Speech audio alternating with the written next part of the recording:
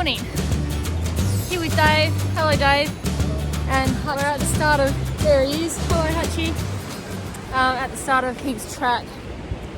We're going to walk about how far? Half hour to the start of Western Creek track, and then do a bit of a loop and end up back here. Exciting stuff. It's going to take us how long, do you reckon? Most of the day. So we'll see. What's the time? 7 o'clock. Adventure time. So started off, Dave's checked the weather. It's going to be a top of 24 today. At the moment it's 4 degrees, but it feels like minus 7.7. According to what? According to Dave's phone. So, great start.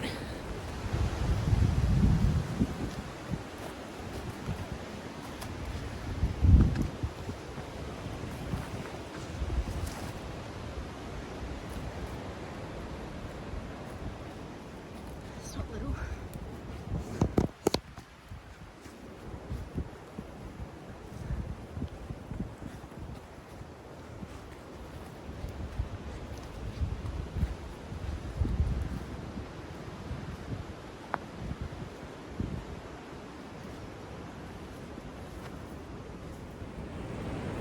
It's amazing how quickly it gets dark in here.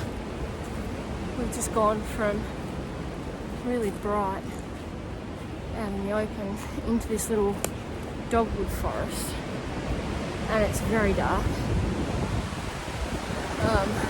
The noise is the wind. It is insanely windy at the moment, so it's probably going to be the same up the top. But there's little pockets where there's no wind, and then we get out in the open and it's very windy, but it's a beautiful forest and the track so far is great.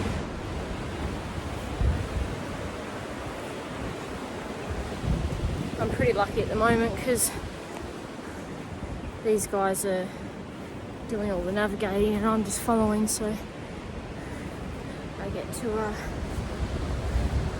plod along behind and enjoy as much as I can.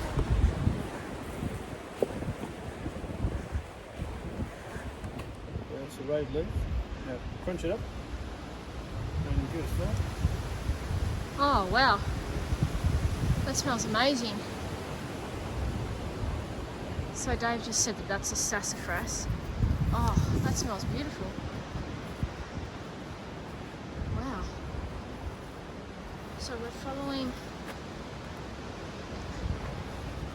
the red markers on the trees,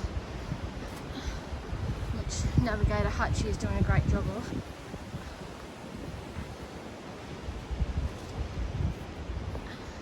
It's very rocky, as you can see, but it just takes a little bit of caution to navigate through. We've all only got day packs on, so it's not like we're carrying any weight.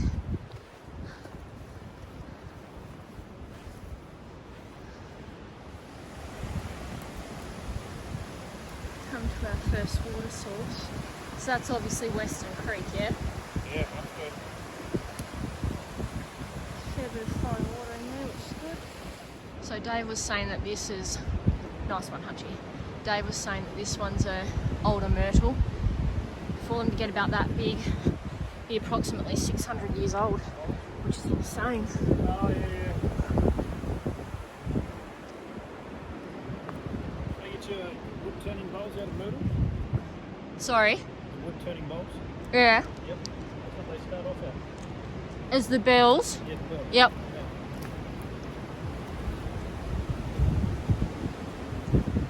Wow.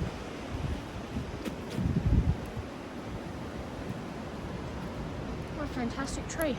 5 feet far.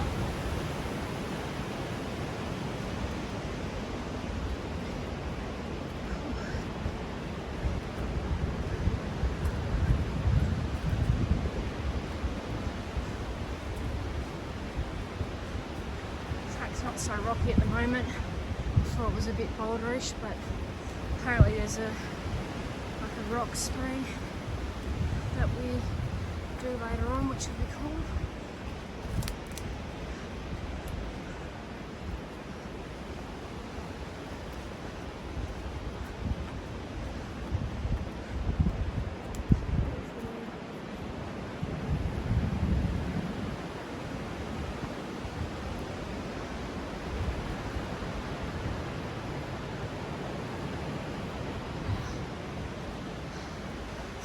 I'm not sure if we're going up there or if we're kind of going around this part to then go up.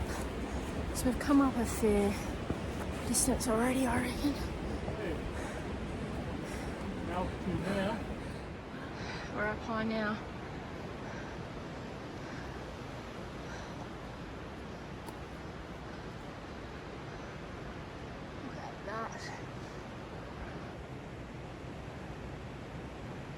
Fantastic. What's that one? Oh wow, the smell. Does it stink or does it No, smell it's good? Oh wow. It's kind of a... That's not what you expect. It's like a eucalyptus-y... Eat it. No. It's quite good. Did you just eat some? Yeah. Alright. What actually is it? White. That's the flowers of the sassafras. Right, okay. That's a baby sassafras. So it's not like some deadly thing that Hutchie's going to keel over and... We'll find out. Yeah. One way to test things out. Someone did it once upon a time. His name was Hutchie. See, Dave said you make tea out of it. Yeah, right. I'm basically a giant kettle. Yeah, that works. Oh wow.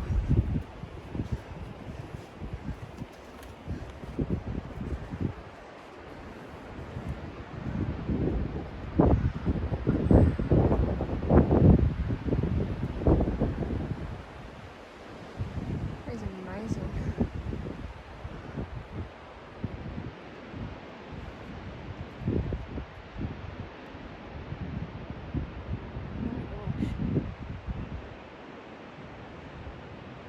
Very impressive.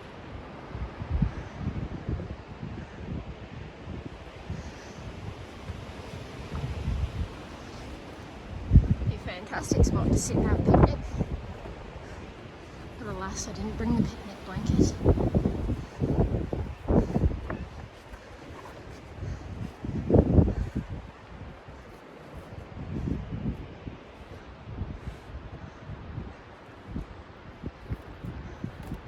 What are you doing? Adding to the rock camp. Oh yes. I didn't even see it, so... In New Zealand, Yeah, there's all these glacial rivers, yeah. and they've got really big, uniform, round, flat stones, Right. stacked at 20 odd high. Oh wow. Yeah, it's awesome. I remember sitting there at the campsite with them, stacking them for hours. Yeah. They get them a bit high. Yeah, right. Yeah, it was cool.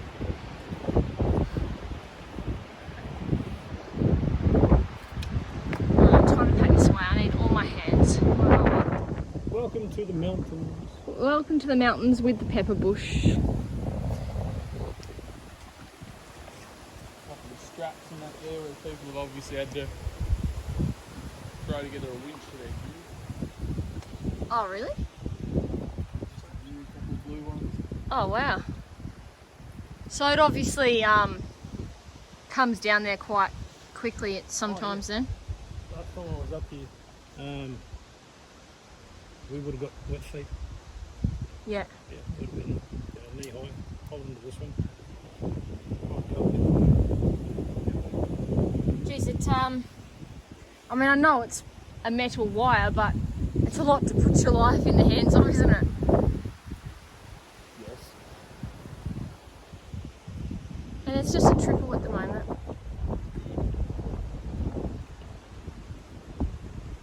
It's pretty amazing. Geez, it's only just hanging there, isn't it?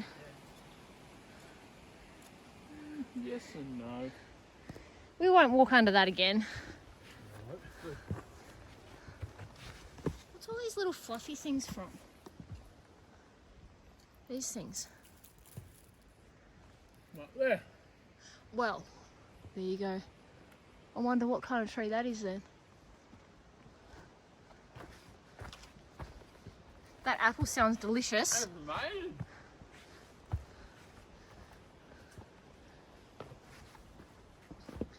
The little fluffy things all over the ground, Dave. What sort of tree are they from? What do you mean? There are these things. They're pencil points. No? Ah, the one that I can't remember. These Right. pencil points. Oh, so the little, real fine ones are pencil pines. Yeah. That's the one, yeah. So they're off the tree that Dave can't remember. But he will remember. Not while he's thinking about the game though. Yeah, I haven't thought about that in 6 times since you said.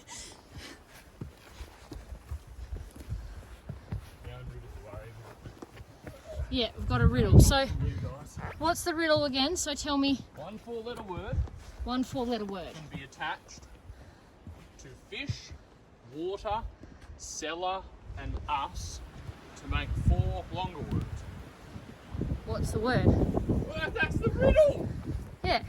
If I knew the answer, it'd just be a really boring story.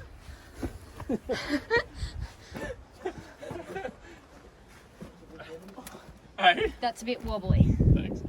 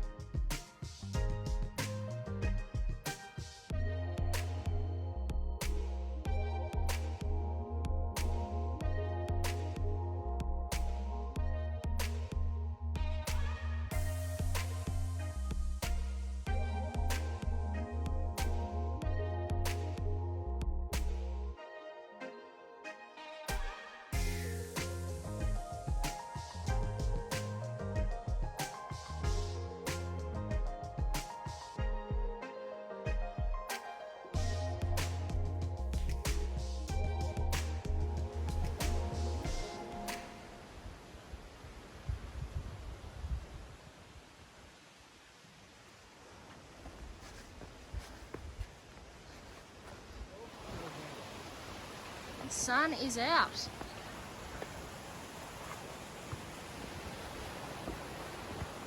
Are we going up there? We will be going up that way. Dump that there. Drink bottle. They're pencil pines, aren't they? They're long and thin and straight. Like a pencil. Exactly. Oh, so they're the pencil pines. Yeah. So do you reckon that other one was a King Billy then? The one with the curled bits on it, I think it might have been. Like that one there? That tall one? Or are they a pencil pine as well? Sure.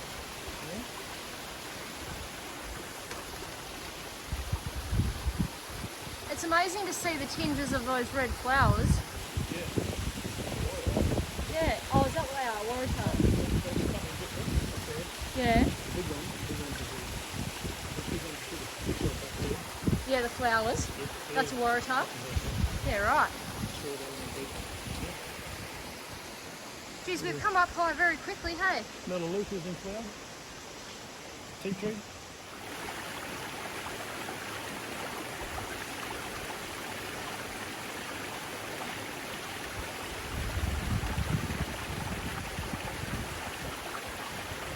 It's very slippery.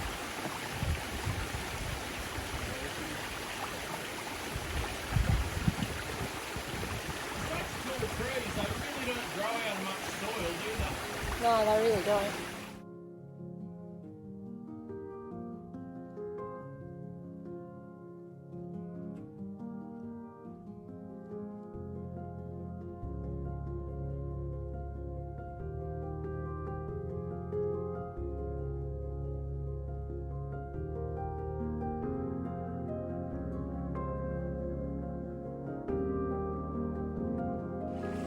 So Hutchie spotted a walking pole that he's gone to collect.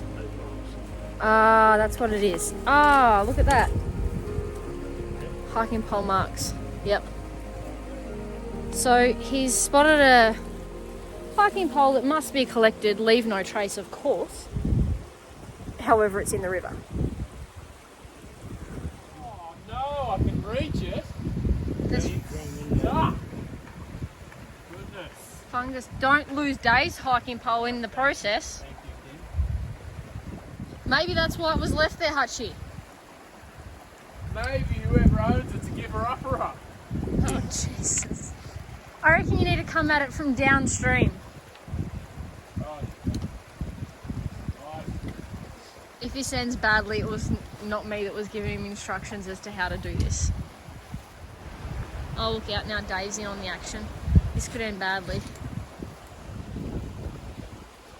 I'm just going to be the recorder of the event. So it's How about it, Stevie Wonder? in there. Woohoo! Slippy! Very slippy. Freedom! We have a brand new hiking pole, and it's free. Yeah, look at this. Nice.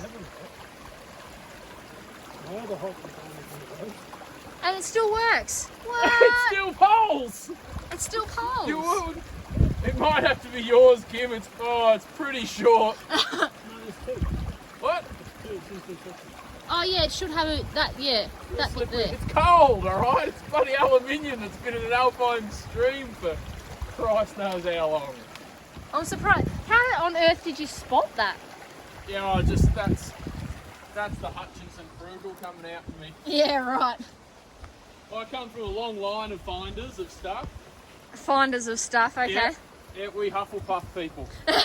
We find shit. Wow, nice find, well done. I reckon if you take it home and clean it up, put a bit of CRC and stuff like that on it, I reckon you'll be right. 140 centimetres, 250 grams. That's a good day picking. Wow. Good day I picking. want to know how they lost it. There's got to be a story behind that. Do you reckon it's a good story or just, oh shit, I dropped my trekking pole in the water? I'd say it probably just... Hey, there's one of our markers too. I'd say someone's dropped it off a rock face further up when the water's been higher. Ah, yeah, right. It's washed to there. Which is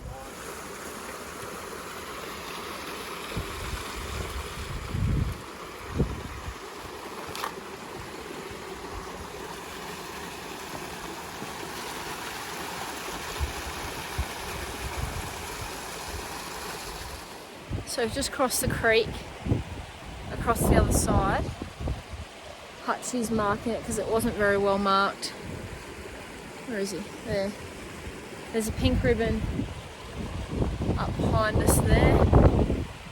And we've just crossed across there, so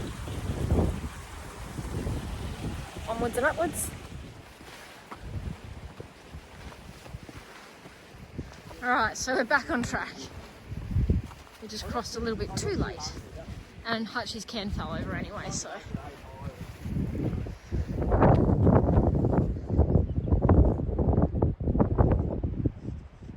That's where we've come through from.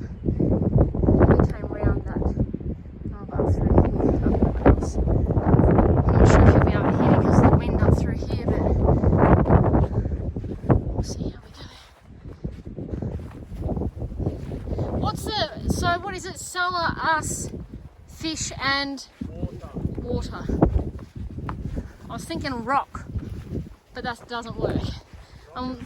Raucous? Kind of like ruckus, but with a bit more. Oh. cellar is the really hard one because I maintain the cellar. Fuel stove area only.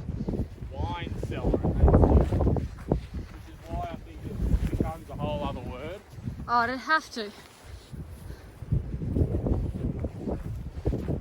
So there's these beautiful little white flowers on this high vegetation. And they're just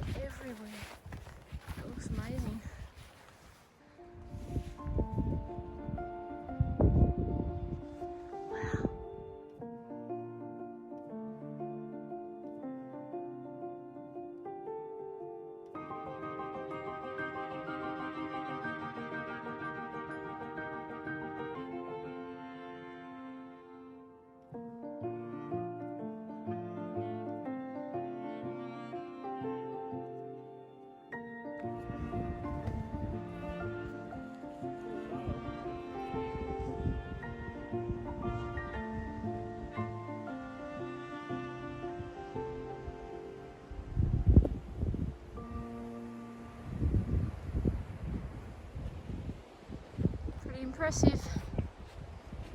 We're coming out to the huts.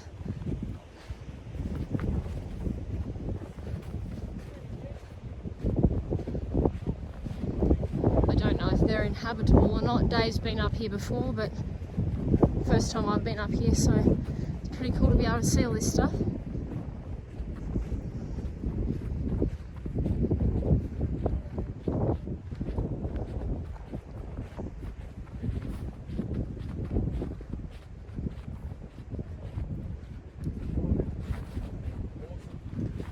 Wow, This is Whiteley's hut. Whiteley's hut. It's amazing how when you come to places like this, the honesty. Like, people have gone to the effort to bring stuff up and just left it here for others to use. I went riding up at Derby on New Year's Day. Like, I left home at about 20 to 6 and was riding up there a bit after 7. And at the top of one of the trails, one of the local clubs, like Lions or something, had put an esky there full of cold drinks, $2 to buy them. And I had a look to see if there was any in there, because like I said, it was about 7:30 on New Year's Day. Yeah. Wasn't a drink in there, but there'd have been well over $100 cash. Oh wow, Just sitting in there. that's They awesome. obviously just had been doing it long enough with To few enough trust that- episodes to trust that they could leave it there and it'd be alright. Well, shall we have a look? I'm sure. It's amazing, like when you think about some of the weather that this place would experience, that something like this is actually standing. Yeah. Oh my god, there's like food and This is a bit like the hut in Lee's paddocks. wow.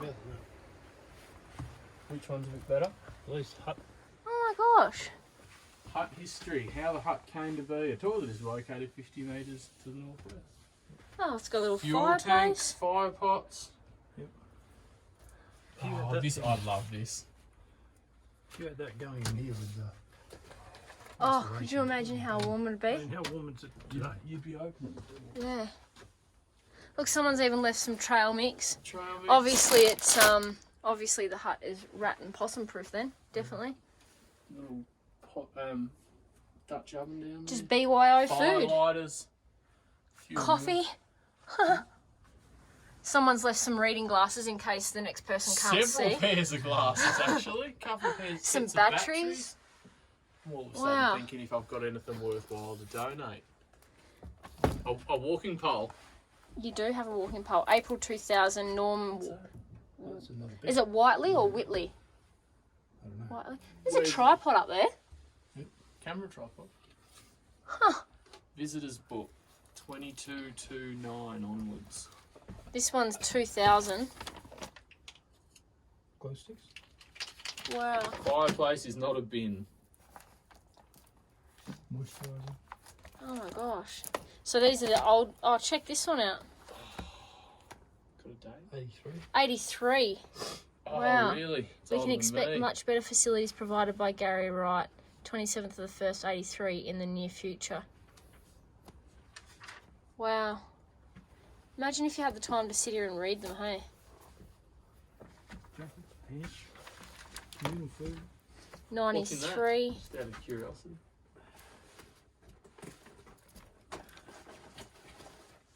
How the hut came to be. Many years ago, Reginald Burns had the land lease up here and brought his sheep up to graze. A few years later, a friend of his, Norm Whiteley, asked if he too could graze his sheep up here. The two men would come up together, grazing hundreds of sheep in this valley. The Lady Lake hut had burnt down some time earlier. The tin had been blown all over the area. In 1967, they gathered the tin whilst tending and moving the stock by rolling it up and taking it back on horseback to where you stand today. Wow. They cut down some trees and started building the hut. Over time, they brought more stuff up to add to the hut by horse or by foot. They got sand from one of the lakes and brought it up the cement to make the floor. They made the beds and they had a camp oven for the outside fire. Not allowed to do that anymore. They made it their home away from home. By Hannah Burns, granddaughter of Reg Burns. Wowzers. And then it's got the hut history continued 1980 onwards. So after legislation stopped stock grazing, the hut had very little use for a number of years. Some of the burnt roof sheeting from Lady Lake Hut had deteriorated, allowing water to enter, causing some of the corner stumps and roof beams to rot. So after having to abandon a number of fishing trips to the Chudley Lakes area in the late 70s due to bad weather and no shelter in the area, Nameless and Lady Lake Huts, both in disrepair, Jeff and Peter Lee started using Sid's track. This allowed Whiteley Burns' hut to be used should the weather turn bad. Mitchell Yeah, right, so it's Crowden been used came regularly. 3 times in the space of 4 months chasing trout. Wow. Um, So some of it's been rebuilt.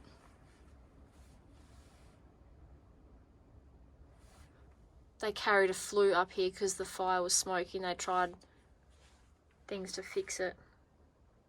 Up the Western Creek track where we just come, they carried the flue up for the fire. it's nuts.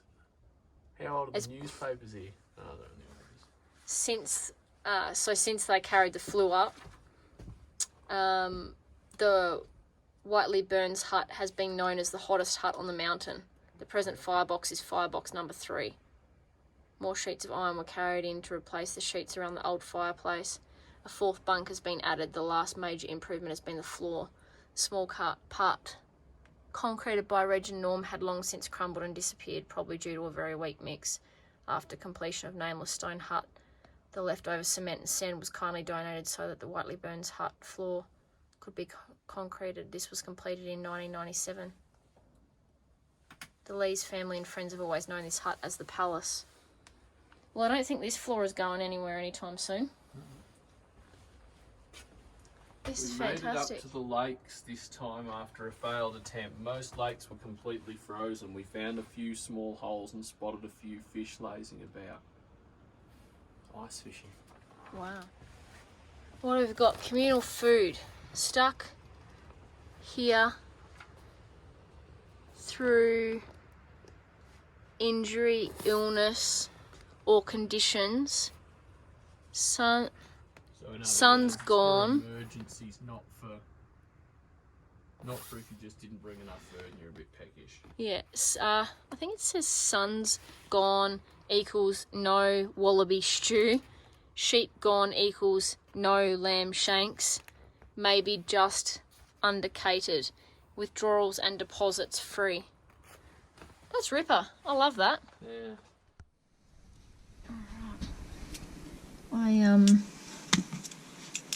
When I used this when we did the hazards just last week, I accidentally burnt the porridge to the bottom of it. And Do you use those instant porridge sachets? well, yes, but I'll admit I put too much water in it and I needed to try and cook some of the water out of it. Oh yeah. So What I normally do is just boil the water and then make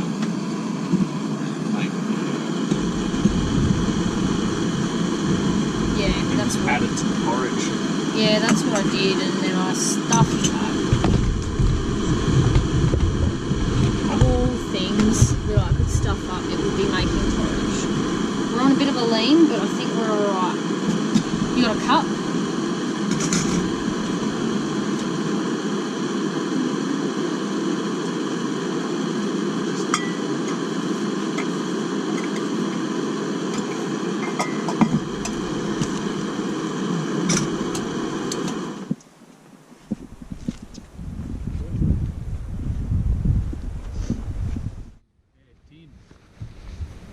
What date was it? March. March 83.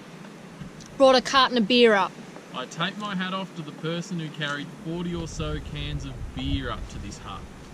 That was written by Peter Lee, who seems to be one of the people that gets mentioned in this a lot. Well, Peter Lee was the one with the approval to have the assistance dog up here. Oh yeah. His kids keep signing it with their age too. I suspect the further you get in, they'll start obviously having older ages. There's a saw and everything in there. A couple of them, 3 of them.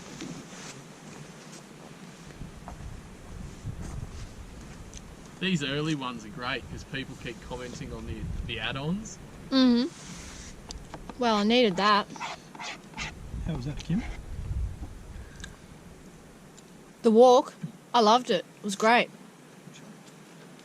It was just the right amount of everything, really, I think. Like, good amount of uphill, bit of flat. Yep. It's a nice little track, though. Yeah, really nice. There's enough there to... Things get a bit hairy every now and again. Yep. Get a bit puckered.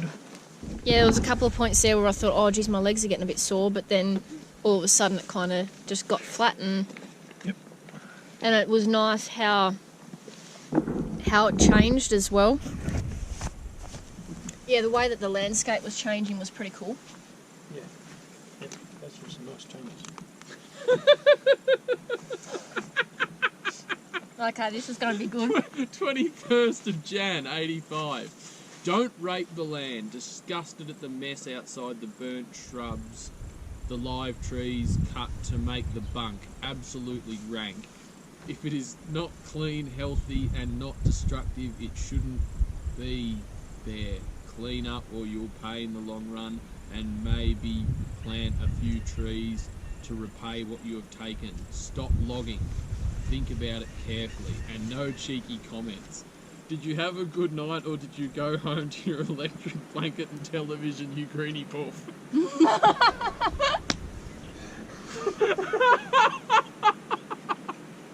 Wow. That's fantastic.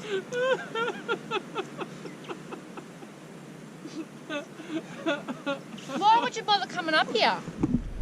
It makes you wonder though, hey? Oh, look, people obviously come up here expecting to not see a shred of humanity and reckon this is an affront, but I mean, honestly.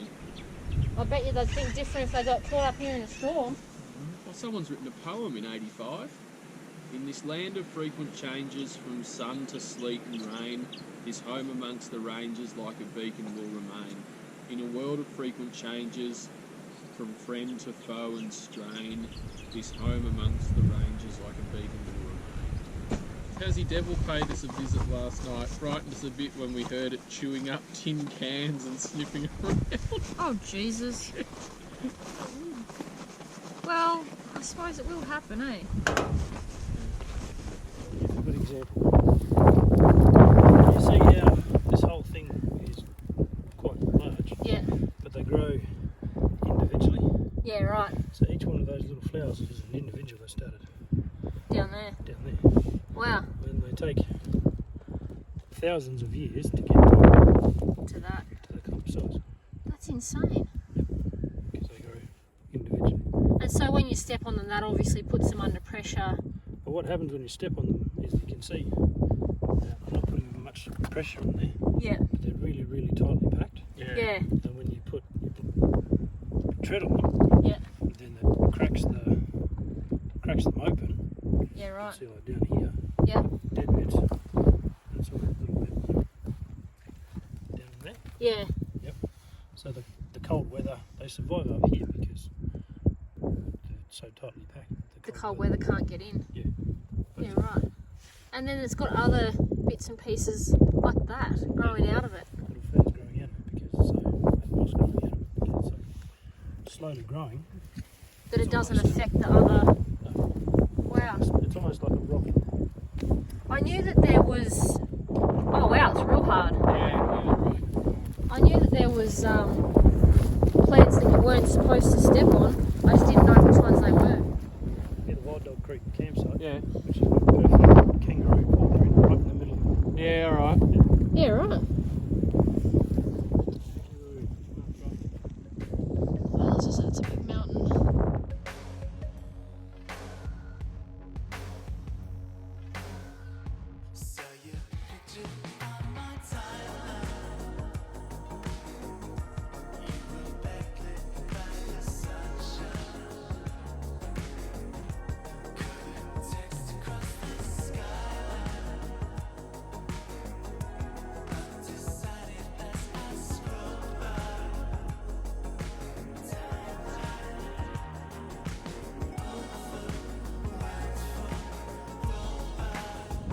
Right, so this is, I don't know if you can hear me, but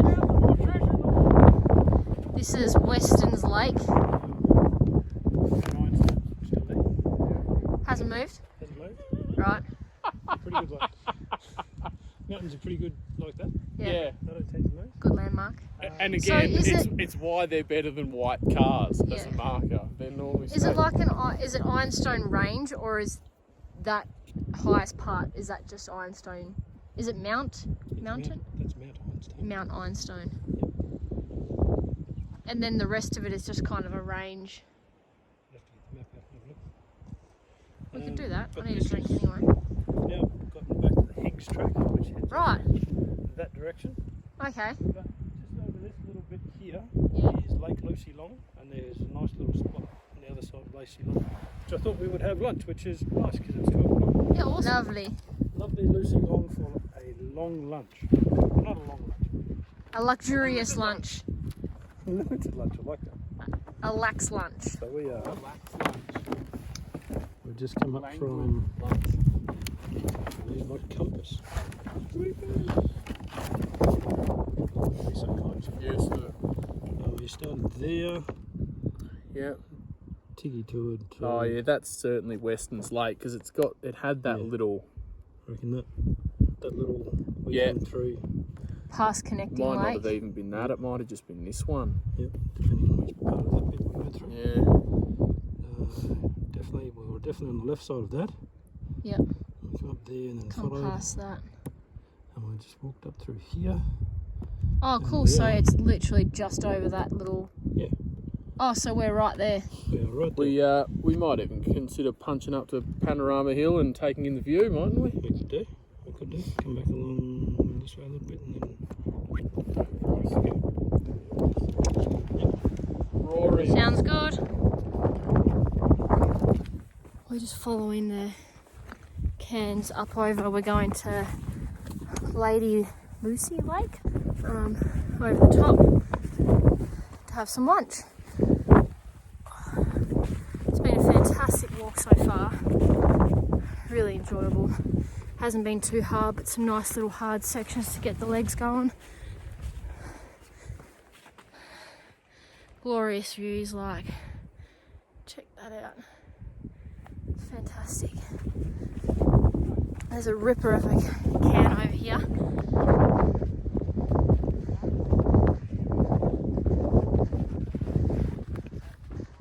That is quite impressive.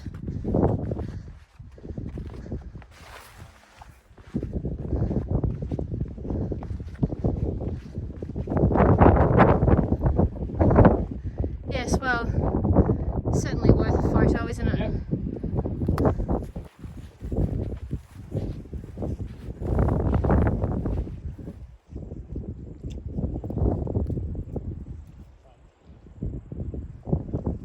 I'm just amazed at the amount of flowers. That's nice. You never know that they might have even sprung out a bit more just from yesterday's rain. Well, that's quite possible as well, yeah.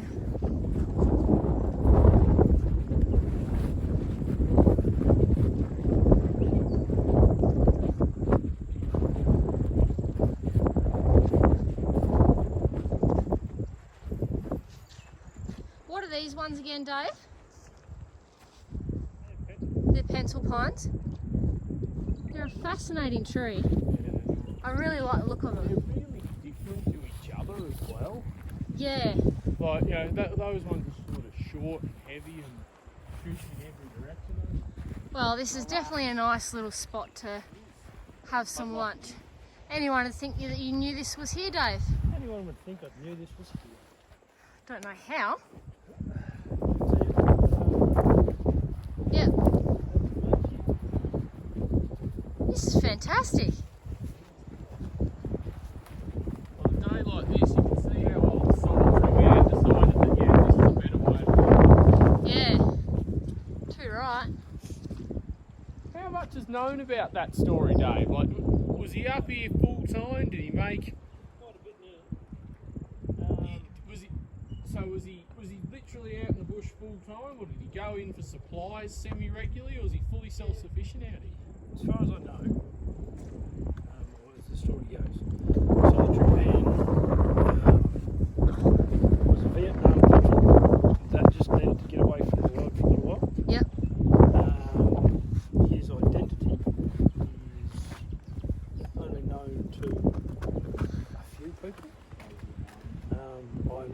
those. Yeah. I know somebody who knows who it is, but he would not tell me who this person is. Yep. So much so that the story goes that my friend and solitary man were together. Yep. And they were going up to go to solitary man's house, but just to go for a walk in that particular area. Yeah. And they ran into some few people and asked them where they were going and had a bit of a chat. And these other group of people were getting quite excited about going to see solitary man's hut. Yeah. And how amazing it is. And this fella, the solitary man, kind of thinks that there wasn't much of a Yeah, right. whatever. And everything that is up there, so the tin, a bit like Whiteley's hut. Yeah. Everything got brought up a track, and one of the story goes that he hired a local mountain creek to get some gear up there, and halfway up the track, the old creek fella was fucking nuts, to pack it all out. Yeah, right. Left him to it. Yeah. Which isn't an unexpected response. Not a great one, but it's not inexplicable. I'd hired him. He was paying him to help him get some stuff up the mountain. He wouldn't be the first one who's ever been paid. And he, solitary man, cut his own track up there. Wow. Where it is. So he's got his own private track, and only he knows where it is. Yeah. His friends, or his people that he showed, have gone up there. Yeah. It's impressive. Yeah, I think he lived there for 18 months, 2 years, Yeah. just to get away from the world. And it's open to people to go and have a look, take care of the place. You can stay there if you want to. Yeah. Yeah, it's quite an impressive little hut. That's awesome. Interesting though that you say that these characters met him and he couldn't understand what all the fuss was about. It's kind of the way with people, isn't it? Like you never really realise the magnitude of things the way others see it. Well, for him it was probably just a lifestyle, but for others it's an accomplishment. I guess it happens to everyone in life. You'll have done something, or something will have happened in your life, and you tell the story to someone else, and they're like, that is borderline kind of unbelievable. Mm. And the person telling the story is just like, well, it just is. It happened. Yeah. So goes most of history, though, really, when you think about it. Yeah. Some of the stuff and the stories that you read about, you'd never think it was real. So we have just had lunch at where, Dave? Lake Lucy Long. Lake Lucy Long. We had a lovely lax lunch, lazing beside the lake, and that's all I've got. So luscious, it was very luscious, as the green mounds of button grass. So we've just started on Higgs track, yeah? Yep. And we're heading across to whereabouts now? Lady Lake. Where were we just then? Lucy Long. Oh, man, now I'm confused. There's too many L's in this place. Actually, there's probably not. I think they're the only two L's, aren't they? Well, apart from all the lakes and stuff, the lake. Well, that's true. It's like this place is too mountainous. It's something to do with the mountain. Yeah. We Hold on now. so we're going to Lady Lake, Lady Lake. which is how far away do you reckon? Oh, a bit longer than around the corner. Yep, so around two corners. Not what he said. And then is that where we're going to have Afternoon. afternoon tea? Afternoon tea. That may entail some coffee. Hutchie's very disappointed in that can. I could tell by the stop and stare. See my foot twitching? Get over. They're more like piles of rocks, and they're that low that you can't really see them anyway. So Trip hazard. they are. So then after that, is that once we've been to Lady Lake, is that when we start heading back down, Dave? Yes. Yeah. Excellent. Just on the topic of amazing nature, there's a number pattern. I can't remember what it's called. Right. But Fibonacci. possibly, yes. And What it the comes heck up is in that? nature over and over again. Look at the And pattern kangaroo is paw print. one, it'll be one, then 1.1 something. That's the golden ratio. What are you talking about? Golden ratio. What is that though? Golden ratio. Yeah. Golden ratio. For what I just lost purpose? the game again. Far Every time out. Dave says something I don't understand, I go back to the game. I don't know if what you're talking about is the same thing, Dave, but the one I'm thinking about is it's a sequence of numbers. So it starts at 1, and then there's 2, which is 1 plus 1. Yep. Then it's 2 plus 1 is 3, 3 plus 2 is 5, 5 plus... yeah, and it presents in nature over and over and over again. It presents in the way pineapples, like the little Oh, segments like on with the patterns. Yep. Right, I was going to say, how on earth are there numbers in nature? But yeah, no, that makes so sense. That pattern, so if you look at a pineapple, at first there'll be one segment, then another, and then, as Dave said, 2, then 3, then 5, then 8, then 13, however it goes. Yeah, okay, so you pass in the last number Yes, to itself. yes. The preceding two numbers, the sum of the preceding two numbers equals the next number. Yeah, okay. But if you divide, this is where you get the golden ratio. Right. If you divide. Divide, if you go backwards, instead of adding, divide it, Yeah, getting up to big numbers, yeah. you'll get the golden ratio. In a cheap, really mockery of age. What are you rambling on about now? That can. I said I like it because it's made out of mossy rocks. It's obviously been there a long time. I've been mocking a lot of people like yourself. Well, maybe someone just made a can out of rocks with moss on them. Quite possible. So what's the point of the golden ratio? It's just an amazing It's the way that a lot of plants work themselves out. So, for example, this little plant here, Yeah, you can see the pattern as it goes around. yeah. In order for one leaf not to get enough sunlight, the ratio that it spins in is the golden ratio. Wow. You look at the patterns that are seashells. Yeah, seashells, the spiral. The spirals so that the water travels through them evenly. The Exponentially larger according to that pattern. the patterns on a sunflower. Okay. So the, Yeah. Yep. Yeah, so there'll be 1, then 2, then 3, then 5, then 8. So it all comes from those numbers? Yeah. Yeah. Yeah, there's a lot of stuff.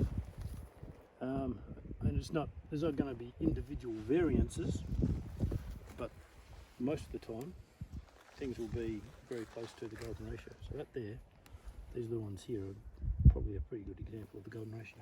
Well, isn't that just fascinating? Yes, it is. And you can use it for photography. Okay. So you, I like for things to be aesthetically pleasing. yes.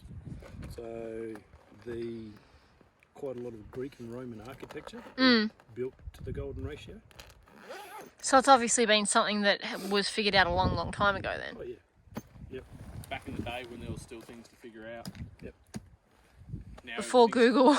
Now everything's figured out except the 4-letter word that I can add to fish, water, cellar and ask to make 4 longer words. Stick. No, that's 5 letters. We have Stickers. Stickers. It's gonna haunt us. Is it? Oh, there's a blue person. Probably people wearing blue. Coming over the top now of Higgs track. It's really windy, so I don't know if you'll be able to hear me or not. It's been a great walk so far, and I'm really enjoying it. The pace is awesome, and it's just a nice walk. Not having the weight of a full pack definitely makes a huge difference. So far so good. down very soon. We've kind of come over the peak, so that's limestone over there. So we kind of come up, like around the base and then up and around. And so now we're heading back. We had to do a little bit of navigating, which was pretty cool, with the map and compass, which is where we stopped for the lakes we were talking about, the solitary man.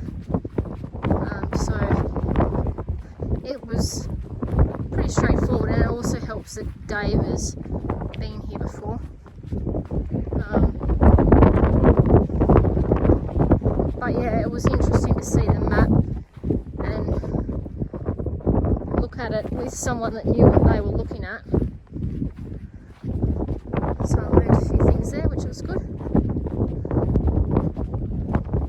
The vegetation at the moment is just amazing because it's got so many different colours.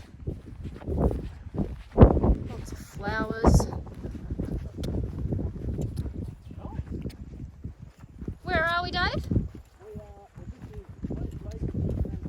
Lady Lake's just around the corner. And this is Lady Lake Hut. Oh, fancy that. That's a damn nice hut. I'd call it that. This has got some nice films of your bum, Hutchie. Yeah, I was going. You did wonder if you were getting much ass. Well, there you go. 1911 to 1961 and then 2000. Oh wow, look at that. So that's what it started as. It's had a few And then that's Incantation. over time. That's fantastic. Oh wow, it smells amazing. This is ripper. Is that the actual fire? Yeah, you need metho to. Oh, Right. It's a metho spirits. I was just going to say, that's Oh, wow, something check I've the never seen loft. before. Oh my gosh. Is that like beds? Yeah, certainly bed space. Wow. Oh yeah, it's got spare mattresses and stuff. So just sitting here gonna have some afternoon tea, have a coffee. Dave's gone to grab some water out of the lake, Lady Lake, because the tank there, which is a whopper of a tank, it's empty and it's actually doesn't turn off 100%. And I said to Dave, and it's obviously been like that for some time. Can't get water out of the lake either. Ah, we've got enough water here. I've got some in my soya squeeze as well as my drink bottle. I'll grab it. Oh. I was just saying to Dave that the pencil pines have really caught my attention. They're quite fascinating. And very old like. There's a bit in that, and then the top of that. Oh, that'll be enough for some coffees. Have you got more water? No, it's come from the lake. Yep.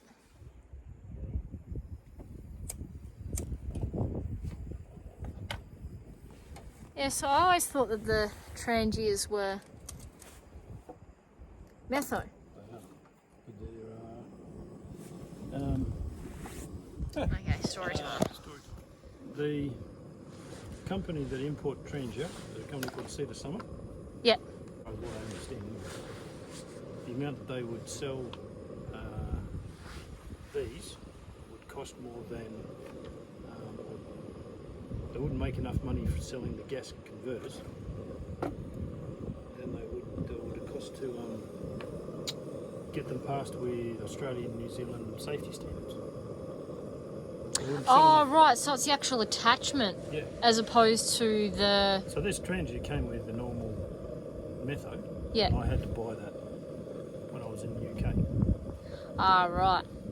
because it doesn't meet the Australian standards of what they require. It Or... meets European standards, and that's good enough for me. Oh, yeah, exactly. But doesn't meet the Australian requirements for some reason. Well, it would do, but the company that imports them can't be bothered getting Getting it passed. it passed. Yeah. Yeah, because it'll cost them so much. Eh? Because it'll cost them too much. Yeah, something like that. Watch out for wiggly boys. Yeah, I get what you mean. It's very enchanted, I think is a good word for it. Oh, Yeah. that wasn't enchanting. That was nearly a slippery do. See, like those ones there, the two white ones beside each other. And the with the colours moss, are really like... stark. You get some really dark ones, you get some really light coloured ones. The mosses are the same. You get those kind of frost greens, and then Yeah, the old man's beard typey ones. Absolutely. And then you get that stuff, and then you get this, which is like a really vibrant colour. Yeah, it's just the variations are really cool. Yeah. Come and look at this little fungus. Is that one of those honeycomb looking things? Yeah, Yeah, they're interesting, aren't they? that was impressive. Yeah. At least we're out of the wind now. There's a few spots up at Derby where you go through forests like this. Yeah, This soil, like mountain bike riding. Yeah.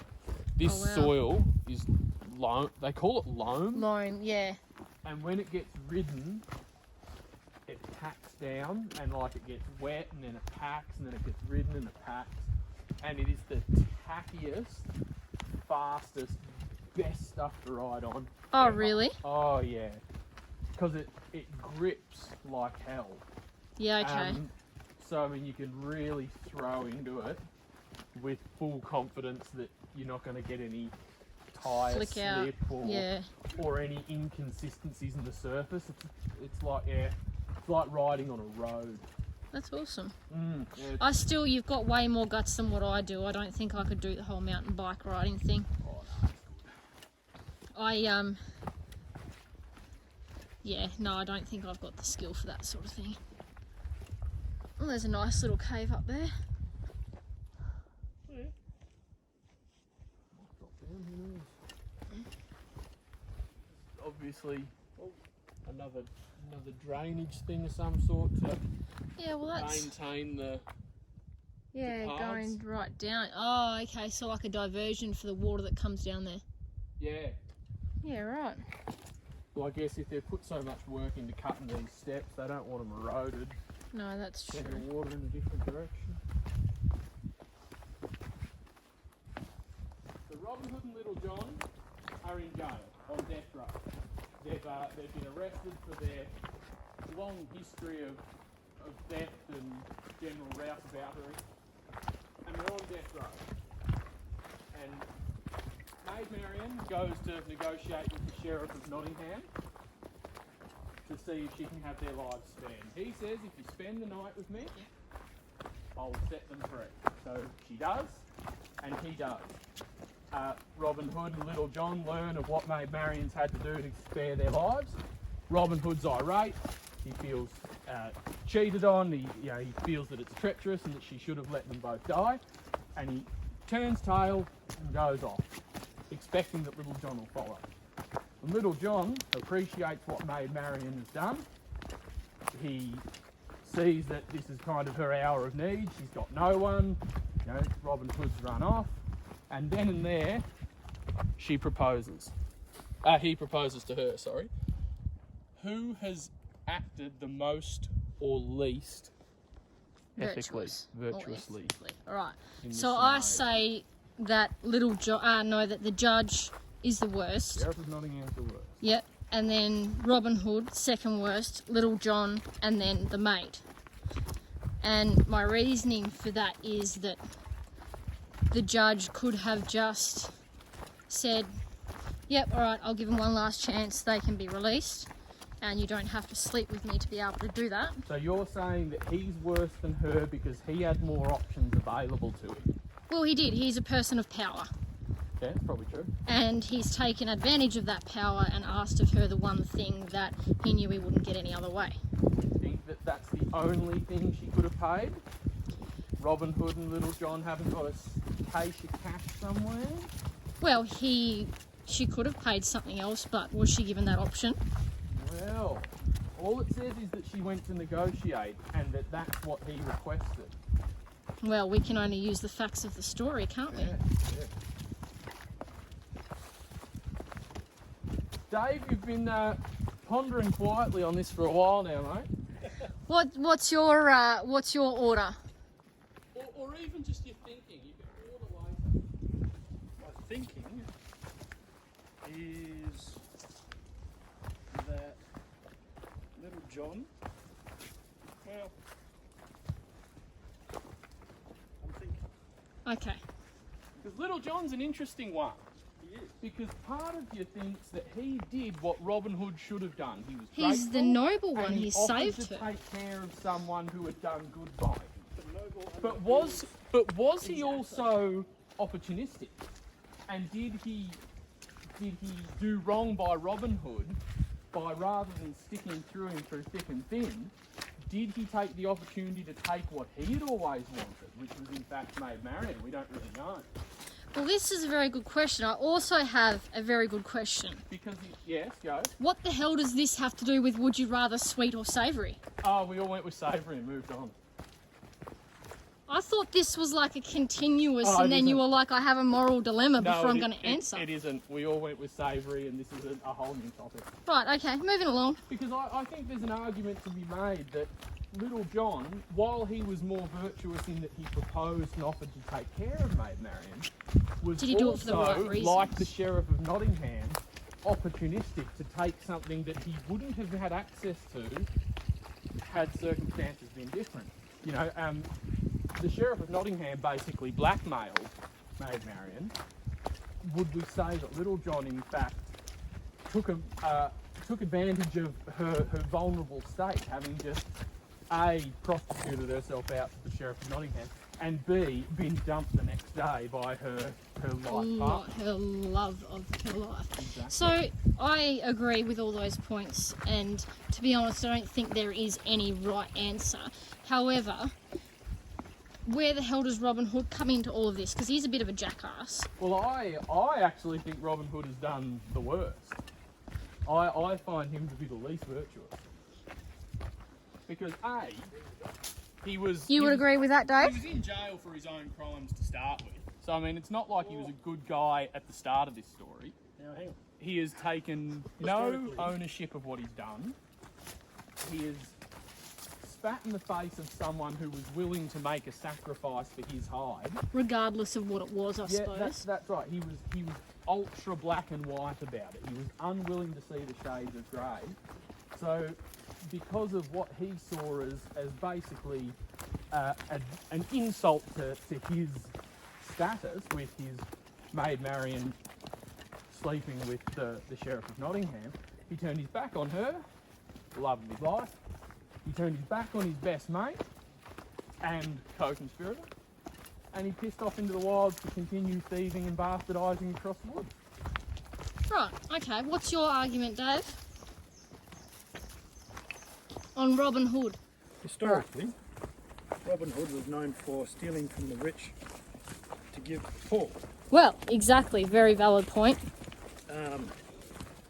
So the fact that he and Little John were in jail was because he was a thorn in the side of the Sheriff of Nottingham For a long time. And the bourgeois middle class. and the yes.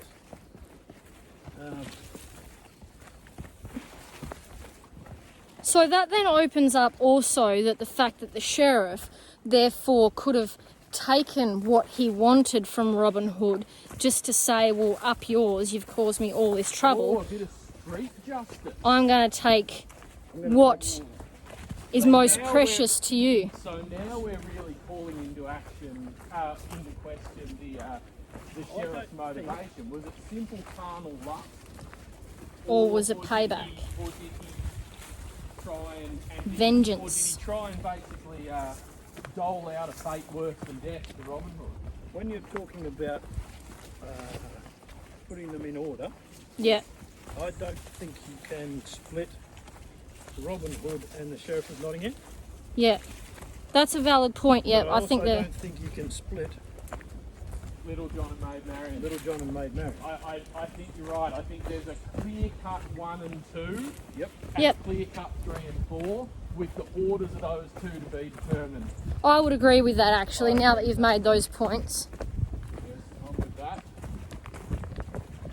So with that being said, then the people that ended up together and the people that ended up alone in the story were the right people. They ended up either together or alone. Yeah. If forced to make a decision, however, I'll put my hand up first. Yeah. I'm with you, Tim. I think Maid Marian's the hero of the story. Because for her, it was all sacrifice. Yep. Because ultimately, she sacrificed her body to the Sheriff of Nottingham. Yep. And as it turned out, she also sacrificed her partnership with Robin Hood. And she may have even known that going in.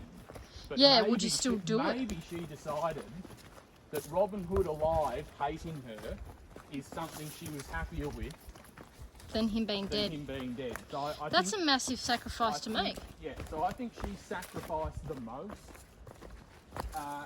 And then I'm with Little John for reasons discussed.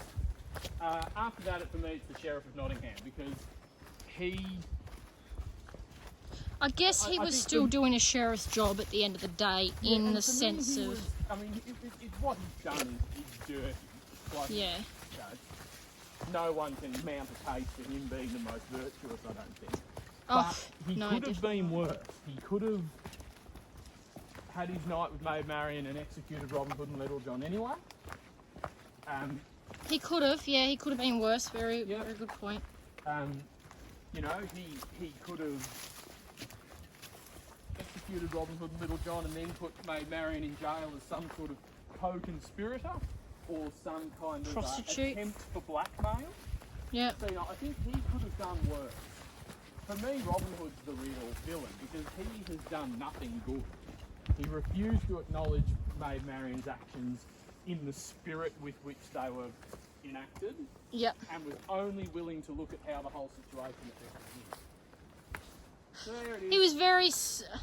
It's hard to say who was the most selfish, but I think you're right in saying I don't think Marion and Little John were selfish at all, but I think that Robin Hood and the sheriff were definitely selfish. Robin Hood more so than the sheriff. Yeah, see, I still think there's an argument to be made against Little John, and that maybe his offer to take Marion on when he did was opportunistic. Yeah, was it? Was it as virtuous as all that? Because he could have offered to just take care of her Save in the terms day. of companionship and, you know, somewhere to sleep, and you know, they could have just cohabitated as companions. He didn't have to propose. Well, that's true. Could he have looked after her as a friend as opposed to a That would be more husband? virtuous. If he simply said, "I owe you my life. I'll give you whatever you ask and nothing more and nothing less for the rest of your life," it becomes another story.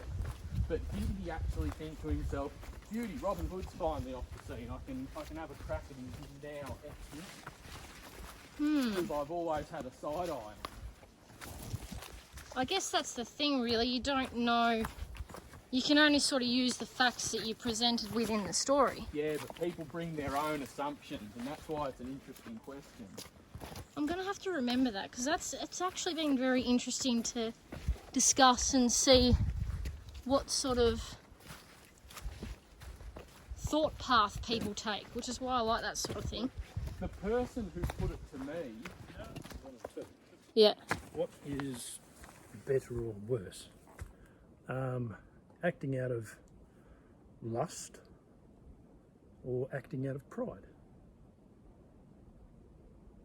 As In the Robin sense Hood of who? saying, "Go away to Maid Marian," yep, that's his pride. His pride's been hurt. yep, Yeah, fair call.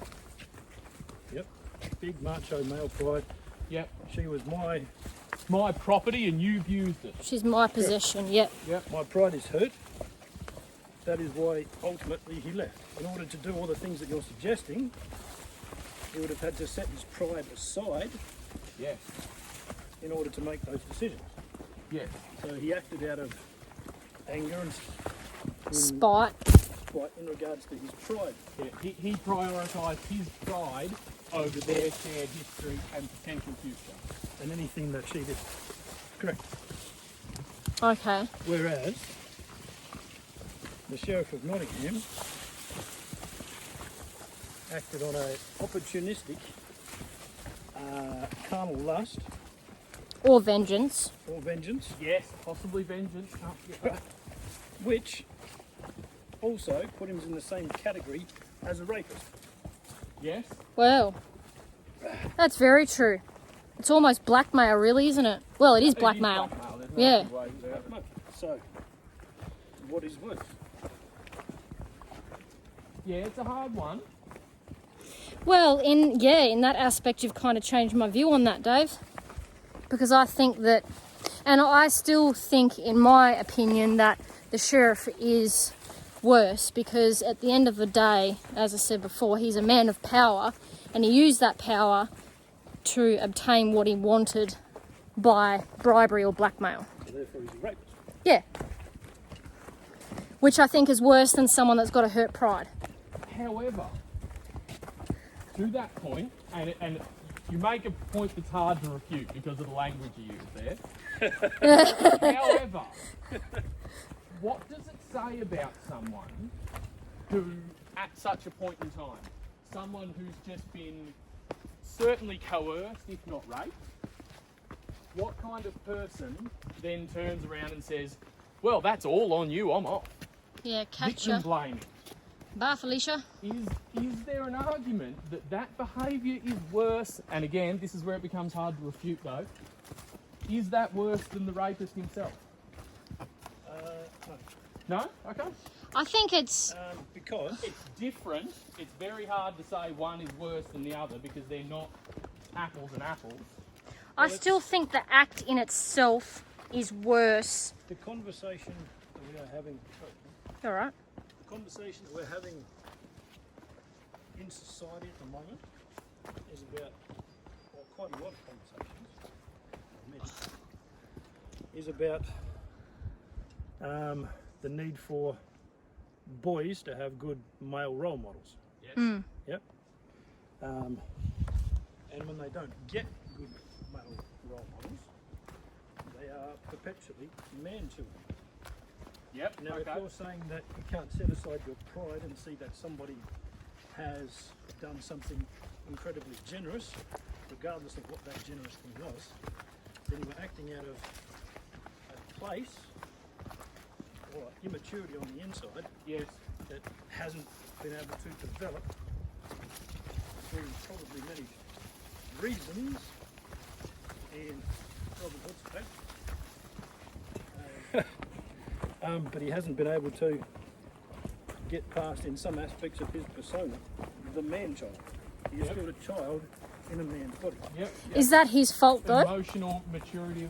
Well, that's Emotional maturity. an interesting one. You ask, is it someone's fault? You could probably mount a Depends similar on their argument age, for I the think. reasons that the Sheriff of Nottingham did what he did. Is he a man-child? Is he just a kid that saw something and wanted it? Absolutely. But then you could say the same thing about with John. Yep. I'd say that all three gentlemen in this particular story are man-children. None of them have acted, given your particular Version of events that I've version of events, or your arguments, that one In a was a rapist, virtuous one was a way. man-child with a hurt pride, and one took advantage of a situation that he'd never have usually. all very hard to refute. That they are all emotionally stunted in some way, and therefore they all think the same motive. And to get back to the third point, it depends on their age, I believe. If you are Yeah, I would Well, agree with that. Let's assume that if the Sheriff of Nottingham has executioner's power, that he is an adult, Yep. and that if Little John and An adult with life experience. Yep, and that if Little John and Robin Hood are both facing the guillotine, we can assume they're both adults. Yep. And being a man of the law, we'll assume that he wouldn't have looked at Maid Marian if she were a minor. So let's on those premises say they're all adults. Yep. No. So on that thinking, of around the same age, or I still feel like the sheriff, being in the position that he is, would potentially be older. Yeah, it's probably reasonable. It's probably reasonable to assume, and possibly by some decade. Hmm.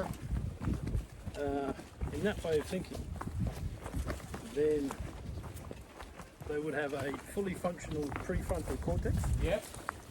They are able to reflect on their own actions. And the way those actions impact on others. Correct. Yeah. And if they haven't been able to emotionally grow, Then that's their own fault. then, well, in some ways, yes. Well, not their own fault, but that's their own That's their cross to bear. That's undoing, across the in a The sense, reality yeah. is that there's a lot of people in society, and I remember... Say that again, sorry. There are a lot of people in society who are that man-child. Yeah. Oh, You God, know, yeah. people with... And I remember going to a thing about, having difficult conversations with patients when I was working at the hospital. Yeah. Conducted by this social worker. And she was saying that the point in a child's life at which they stop getting the emotional support appropriate to that age is the point in that child's life that they stop developing emotionally. So, and the point... So when they stop receiving Yep. that... So let's say, hypothetically, that little John was in a happy home until he was 6. Yeah. And then his parents split. Never saw Dad again. Mum took up the bottle, had a string of abusive partners. Yep. Little John is 6 years old Yep. in his head. The So- fact that he's in a grown man's body is irrelevant. And Right, the so point- emotionally he's still at So that... and the thing that this social worker said when I went to this session that was putting this idea forward, that's always stayed with me, she said, next time you're having a discussion with someone and you're getting frustrated, think about that and imagine how you would respond to a 6-year-old behaving how they're behaving right now. Because that's basically what they are emotionally, in terms of emotional intelligence. But then obviously that's not everyone, that's only a specific type of patient, yeah? Absolutely, and it's different for individuals. The thing that you raised, Dave, that I thought was interesting is we were talking, we kind of skirted around the edges of it. We kind of were discussing whether in terms of what the Sheriff of Nottingham did, is that coercion rape? That is the question you were really asking. Because if you call it opportunistic behaviour on his behalf, that's a very different thing to if you name it up for what it is, which is coercion and rape. So, yeah, very different matter. I need to take a rest in a minute. Oh, Well, this is a log, let's sit on it. that sounds like a fab idea. We can keep on going down to the creek. It's not far. I'm not stopped, Oh. How's your knees? No, I'm the same. Up through here. Yeah, it's good. Take my jumper off. Or you change your mind. Yeah. But the way I've always looked at it, or the way I've always thought of it initially without giving it heaps of thought, is that I've always thought that the Sheriff of Nottingham is at number 3 and Robin Hood number 4. Because for me, Robin Hood throws away all that they've been through before and all that they could have in the future. Like nothing ever. Yeah, like it didn't happen. He's thrown away decades of Maid Marian's and his life together and what it could have been in the future. The Sheriff of Nottingham is kind of how would I describe it? His is a flash in the pan moment. You could potentially, and I'm not saying I do, but you could potentially look at the Sheriff of Nottingham's behaviour as something, if he had more time to think about it, he might have done differently. You know, she went to him the day before execution and he said then and there. Whereas, If you do this, then... you know, he treated her like a piece of meat. Robin Hood knew her. He could have acted differently, and I think he should have. I think they all should have acted differently in a sense, really. at the end of the day, shouldn't they? Yeah. And we've been very kind to Maid Marian. Is she not simply a robber's girlfriend trying to get him out of jail however she can? I think it's title. Maid Marian. So back in that day, though, being Maid Marian, what did that mean? Maid meant an unmarried woman. Right. It wasn't a title. It's not. Yeah. Maid Marian is who was her father? Her father was a knight or something like that. So she comes from a very respectable... Girl from the good side of town looking for a bit of the rough life. Should have known better. Well, Robin of Locksley became Sir Robin of Locksley when King Richard turned up. So he wasn't from the bad side of town either. He came back from the Crusades and found that his life had been destroyed by the Sheriff of Nottingham. And So he's a political prisoner. King John, according to the story, yeah. So he decides to get back at the Sheriff of Nottingham and King John by stealing from the rich and giving to the poor. So is he a... Wow, Maybe he's not a petty thief. Maybe he's a Guerrilla a fighter. yeah, man of the people, a revolutionary. A revolutionary, according to the story. Robin Hood came back from the Crusades. King John and the Sheriff of Nottingham had taken his castle. He's from the good side of town and he's got a castle. They've put taxes up to inexplicably high amounts. He was fighting in the Crusades, away, fighting for his country, or fighting for his religion, not his country. King, God and country, absolutely. Yep. So he was doing the noble thing and fighting for his life, basically. So and everything his... he believed in, yeah. And then they took the lot. A lot. Come home, father was died.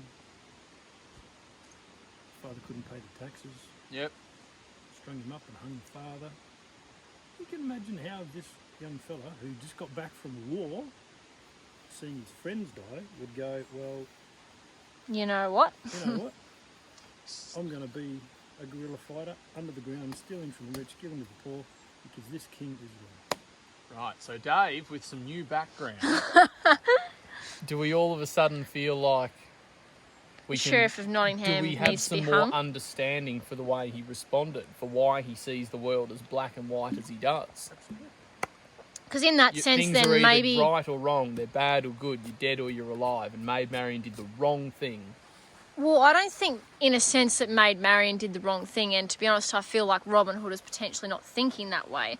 But I think the way that he explains it and says that he's going to leave is a front for him going, well, I've just had the last thing in my life taken from me, so I'm just going to leave. And I'm going to... And I haven't got the capacity to express what I'm going through in any other way than anger and to run away.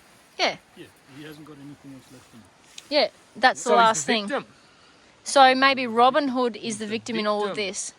Well, Little John is just an opportunistic And bastard. yeah, that's it. The sheriff is the worst out of all of them, again.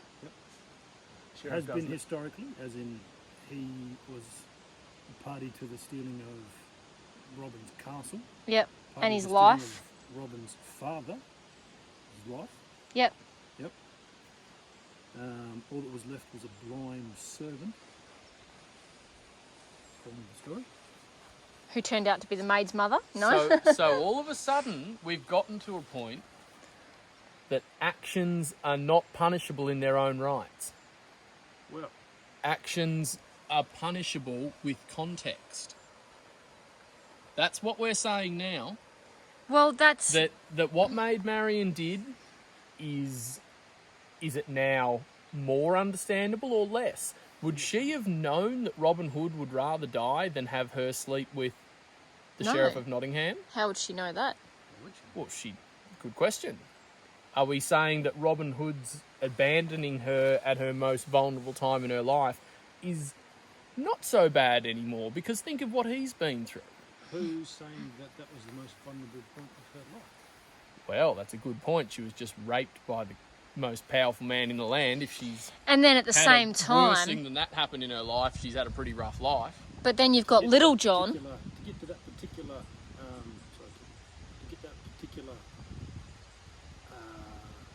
choice than what has happened in the past. Has she had say to use... that, what is she doing? Going to bed with an unknown man who she knows is not going to treat her nicely. That's okay. And she is happy with that choice.